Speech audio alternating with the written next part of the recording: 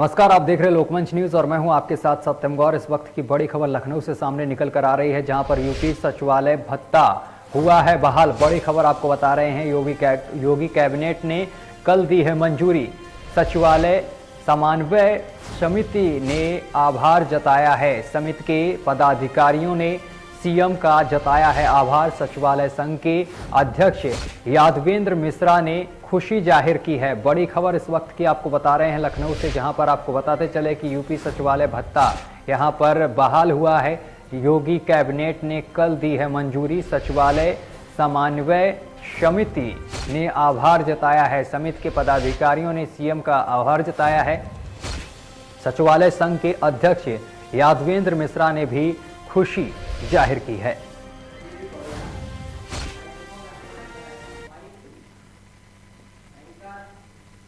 और महाराजगंज से बड़ी खबर सामने निकल कर आ रही है, जहां पर सपा नेता राम प्रकाश ने दिया है नया साल को तोहफा। बड़ी और अहम खबर आपको बता रहे हैं, सपा नेता राम प्रकाश ने नया साल का तोहफा दिया है।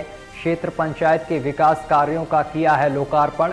सड़कों और नालियों सहित अन्य विकास कार्यों की सौगात दी है। बड़ी और अहम जानकारी आप तक पहुंचा रहे हैं। सपा नेता ने ये सौगात दी है, नया साल का तोहफा पेश किया है।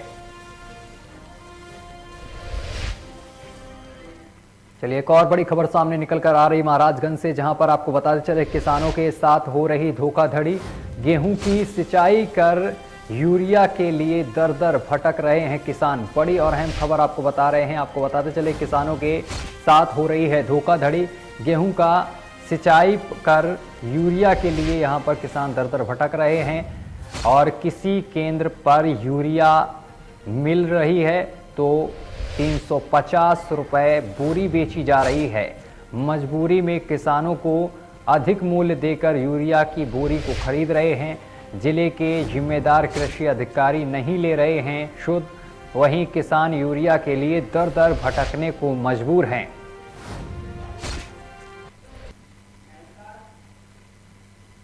केंद्रीय वित्त राज्य मंत्री पंकज चौधरी मुरादाबाद पहुंचे हैं। मुरादाबाद पहुंचकर सर्किट हाउस में इनकम टैक्स अधिकारियों के साथ बैठक की है। बैठक के बाद मीडिया से बात करते हुए केंद्रीय वित्त राज्य मंत्री पंकज चौधरी ने बताया है कि भारतीय जनता पार्टी के द्वारा 19 तारीख से उत्तर प्रदेश में जो 6 जन यात्राएं निकाली गई थीं, सभी जन यात्राओं में भाजपा कार्यकर्ताओं और जनता में बहुत ही उमंग उत्साह दिखाई पड़ रहा है। निश्चित रूप में 2022 के विधानसभा चुनाव में भारतीय जनता पार्टी का कमल खिलने वाला है और इस चुनाव में हम पिछले 4.5 साल में उत्तर प्रदेश सरकार, भारत सरकार ने जो काम किए हैं उसके आधार पर हम जनता के बीच में अपना विश्वास हासिल करेंगे।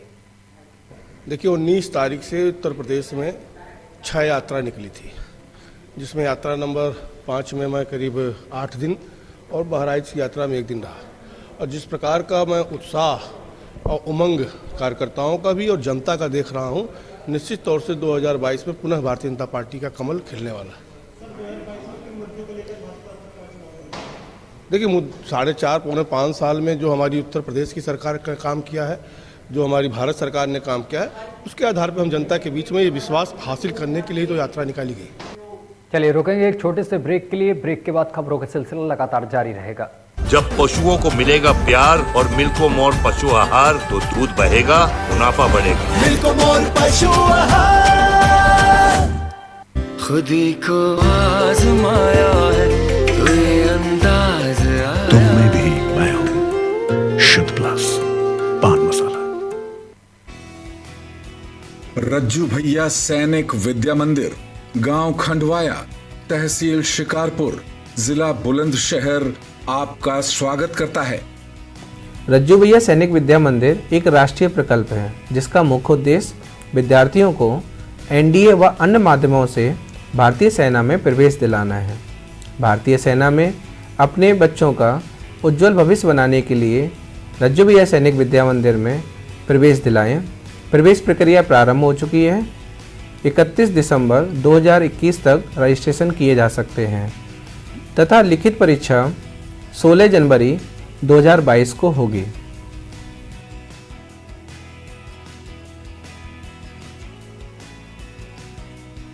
जो बच्चे रिटन एग्ज़ाम क्लियर कर लेंगे उनका साक्षात्कार होगा, उसके बाद मेडिकल होगा, उसके बाद मेरिट लिस्ट तैयार की जाएगी और जो बच्चे मेरिट लिस्ट में आएंगे उन्हें इस स्कूल में एडमिशन दिया जाएगा।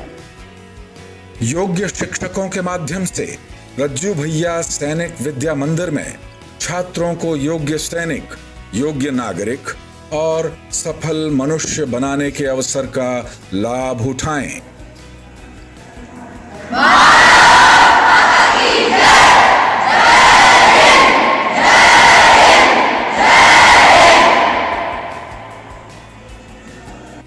अमेरिका की स्माइल ट्रेन संस्था अब राष्ट्रीय बाल स्वास्थ्य कार्यक्रम से भी संबद्ध निःशुल्क ऑपरेशन और उपचार कर रही है। जन्म से कटे होठ या कटे तालू के मरीजों का निःशुल्क ऑपरेशन किया जाता है। अगर आप ऐसे किसी भी मरीज को जानते हैं या जिसके जन्मजात कटे होठ या तालू हैं, तो उसको हमारे health city hospital trauma centre and super speciality Vijay Khand 2 Gomti Nagar थाने के पीछे लखनऊ पते पर लाएं।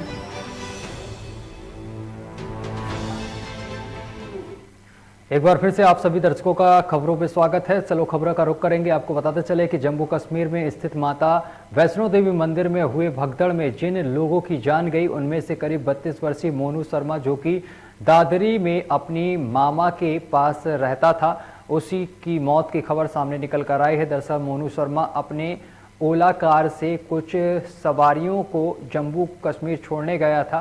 वापस आते समय माता के दर्शन करने पहुंचा तो भगदड़ के दौरान वो भी इसकी चपेट में आ गया और जिसके बाद उसकी मौत हो गई।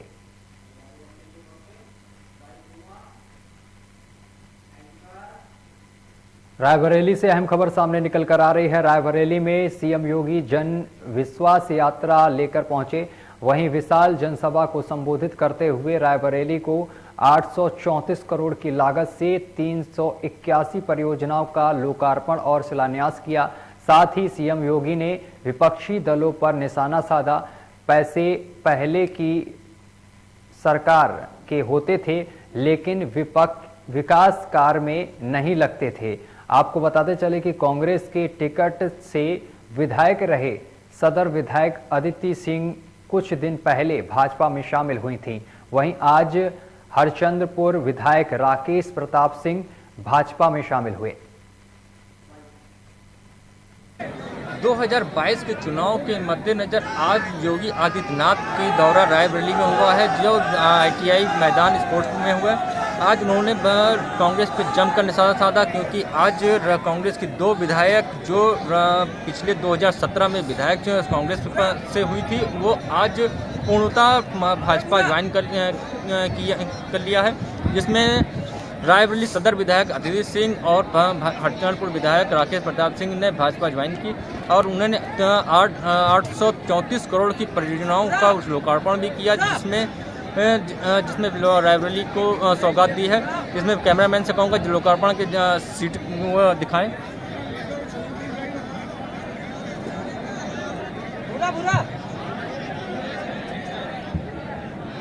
जन सैलाब जैसा उमड़ा हुआ है यहाँ पे योगी आदित्यनाथ को देखने के लिए। और यहाँ पे जिस जन सैलाब की मैं बात करूँ तो ये लगता है कि 2022 के चुनाव में कुछ ना कुछ असर जोड़ डालेगा। अब कैमरामैन के साथ दुर्गेश गुप्ता लोग। चलिए खबरों में आगे बढ़ेंगे। बनारस में कोरोना वायरस के बढ़ते संक्रमण को देखते हुए अनोखा प्रयोग किया गया है और जनता को जागरूक भी किया गया है। बनारस के लोगों ने सड़क पर ओमिक्रॉन वेरिएंट का पुतला फूंका है। गौरतलब है कि प्रदेश में लगातार कोरोना वायरस का खतरा बढ़ता जा रहा है। नए साल पर जश्न लोगों को भारी पड़ सकता है। ऐसे में यहाँ पर सतर्कता के तौर पर सरकारी यहाँ पर प्रयास किया जा रहा है। वहीं आपको बताते चले कि काशी के लोगों ने खुद ही लोगों को जागरूक करना शुरू कर दिया है। इसलिए बनारस के लहुरवीर चौराहे पर यहाँ पर श्रीनिधि पांडे व उनके संस्था के लोगों ने कोरोना का पुतला फूंका है और लोगों को संदेश दिया है। कोरोना एक खतरनाक वायरस है, इससे लड़ने के लिए सतर्कता बेहद जरूरी है। अपना नाम बताइए। श्रीनिवास पांडे, विजय राजहंस मानव सेवा संस्थान, राष्ट्रीय अध्यक्ष। जी क्या कार्यक्रम कर रहे हैं? हम लोग मतलब अपनी रैली कर रहे हैं। जो संस्था की 4 साल की विकास यात्रा थी, हमने जो विगत रविवार को प्रेस कॉन्फ्रेंस में भी किया था कि और बताया था कि 2 जनवरी को हम अपनी विकास यात्रा निकालेंगे लोहराबिल चौराहे से कचहरी तक, और योगी जी के और अपनी संस्था के विकास कार्य को बताएंगे। और योगी जी को आना बहुत ज़रूरी है क्योंकि हिंदुत्व और विकास के लिए बहुत ज़रूरी है।